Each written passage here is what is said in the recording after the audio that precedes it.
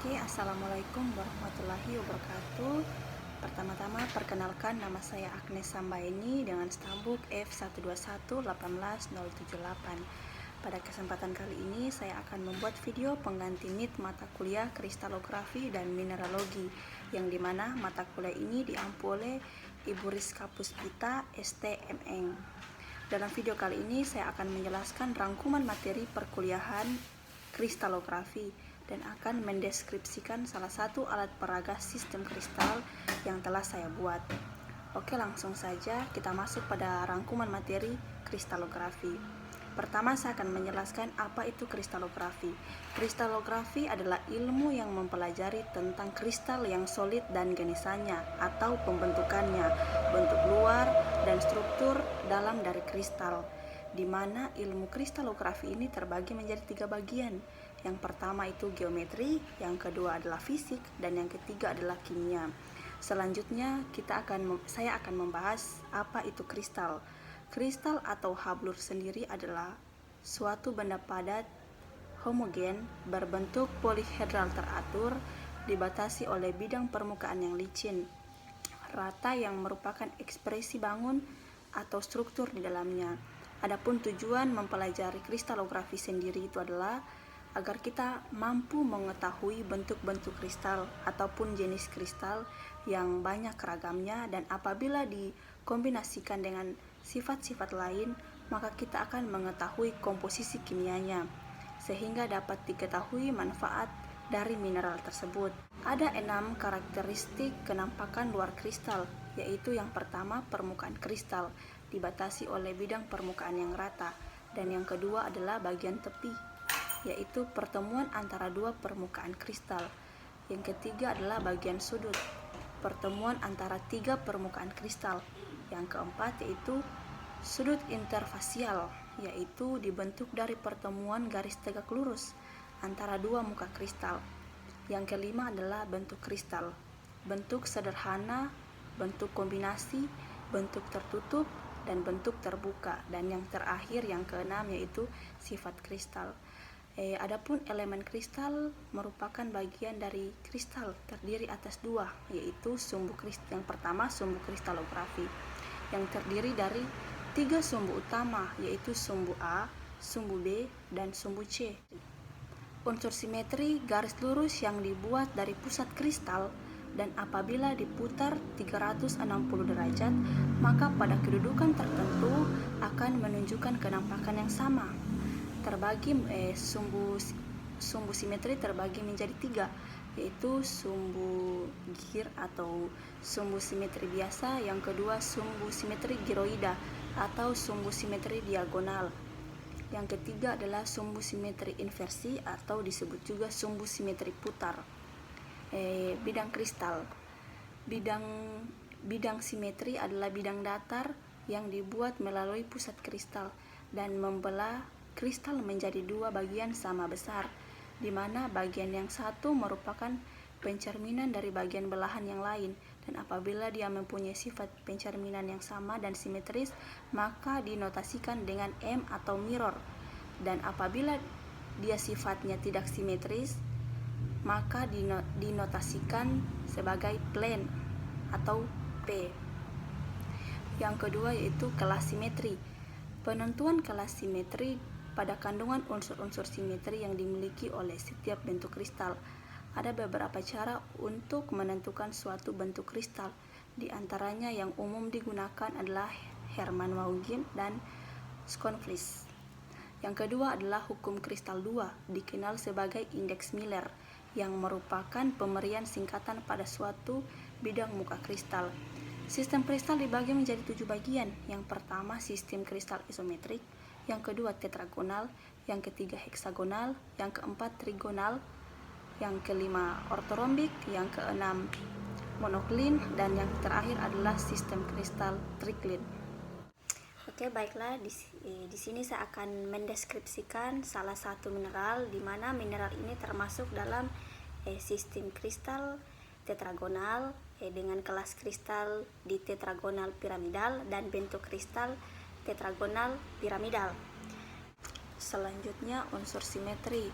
yang bisa kita lihat pada sumbu simetri, sudut simetri, dan bidang diagonal serta bidang belah. Terdapat 3 sumbu simetri. Yang pertama sumbu A, yang kedua sumbu B, dan yang ketiga sumbu C. Pertama-tama kita vertikalkan dulu sumbu C untuk melihat berapa kenampakan yang sama. Ya, begini ya.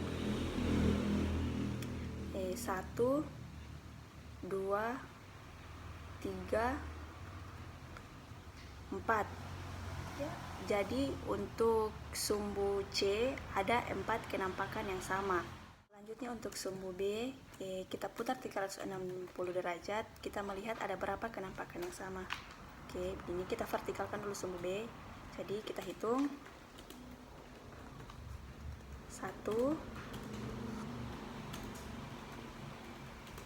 2. Jadi untuk sumbu B ada 2 kenampakan yang sama, dan begitupun jika kita vertikalkan sumbu A akan terdapat 2 kenampakan yang sama. Dan jika kita simpulkan untuk sumbu simetri itu bisa dinotasikan dengan A4, 2, A2. Oke, lanjut pada sudut simetri. Untuk peraga yang saya pegang ini, dia tidak memiliki sudut, jadi kita lanjut saja ke bidang diagonalnya.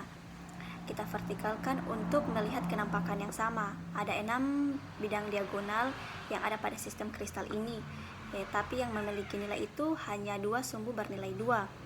Yang mana saja? Oke, kita vertikalkan dulu bidang diagonalnya. Sebagai contoh kita ambil sumbu B. Jadi kita putar sebanyak 360 derajat. Seperti tadi sumbu yang kita putar akan menunjukkan 2 kenampakan yang sama. Jadi langsung saja begini, tidak sama, 1, 1, tidak sama, 2. Jadi ada 2 kenampakan yang sama untuk bidang diagonal sebagai contoh sumbu B. Dan begitu pula untuk sumbu A, jika kita putar 360 derajat tetap akan menunjukkan 2 kenampakan yang sama. Jadi kita bisa tuliskan yaitu 2A2, yang berarti ada 2 sumbu bidang diagonal bernilai 2, dan 4-nya lagi tidak usah dituliskan karena hanya bernilai 1. Untuk bidang belahnya kita akan mencari mirror dan plane. Untuk mencari mirror itu kita belah secara vertikal dan horizontal. Jadi ya 1, 2, 3. Jadi ada 3 bidang belah yang ketika kita belah dia merupakan pencerminan. Selanjutnya untuk plane kita belah secara diagonal. Jadi 1, 2, 3, 4, 5, 6. Jadi ada 6 bidang yang dibelah, yang ketika dibelah secara diagonal itu bukan merupakan pencerminan atau plane. Oke, selanjutnya untuk kelas simetri menurut Herman Maguin, bagian pertama menerangkan nilai sumbu C mungkin bernilai 4 atau tidak bernilai, dan ada tidaknya bidang simetri yang tegak lurus sumbu C. Tadi pada sumbu simetri ada yang bernilai 4, jadi dituliskan 4 per M. Dan untuk bagian kedua menerangkan ada tidaknya sumbu lateral dan ada tidaknya bidang simetri yang tegak lurus terhadap sumbu lateral tersebut. Tadi karena sudutnya tidak ada, jadi dia dinotasikan dengan garis datar. Yang ketiga menerangkan ada tidaknya sumbu simetri intermediate dan ada tidaknya bidang simetri yang tegak lurus terhadap sumbu intermediate tersebut. Tadi pada bidang diagonalnya terdapat 2, jadi dinotasikan sebagai 2 per M. Selanjutnya untuk kelas kristal menurut Conflis yang pertama menerangkan nilai sumbu yang tegak lurus sumbu C, yaitu sumbu lateral sumbu A, B, dan D. Atau sumbu intermediate ada 2 kemungkinan. Yang pertama, jika sumbu tersebut bernilai 2 dinotasikan dengan D, karena tadi pada sumbu simetri sumbu A dan B bernilai 2, maka kita notasikan sebagai dengan D. Dan bagian kedua menerangkan nilai sumbu C Nilai sumbu C ini dituliskan di sebelah kanan agak bawah dari notasi D. Jadi contohnya seperti D2, C2, dan sebagainya. Dan pada bagian yang ketiga menerangkan kandungan bidang simetrinya, karena tadi kandungan bidang simetrinya hanya ada horizontal dan vertikal, maka dinotasikan dengan H. Jadi untuk konflik kita bisa tuliskan DH. Untuk indeks Miller maksudnya yang mengenai sumbu. Jika bidang yang ini mengenai sumbu A+, maka dia dapat dituliskan 1, tapi jika dia memotong sumbu A-, maka dia dinotasikan dengan 1- atau 1 garis datar di atas.